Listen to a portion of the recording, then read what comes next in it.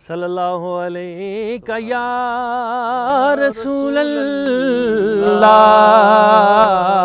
वसल्लम अलैका या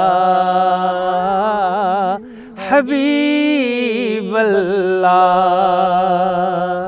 ए दुनिया किसे नल न कर दी वफावां, ए दुनिया किसे नल न कर दी वफावां, ए नहीं वेख सकदी किसे से ते छावां। ए दुनिया फरेबी नकम्मी नकारी, ए दो दिन दा मेला ए दो दिन दी यारी।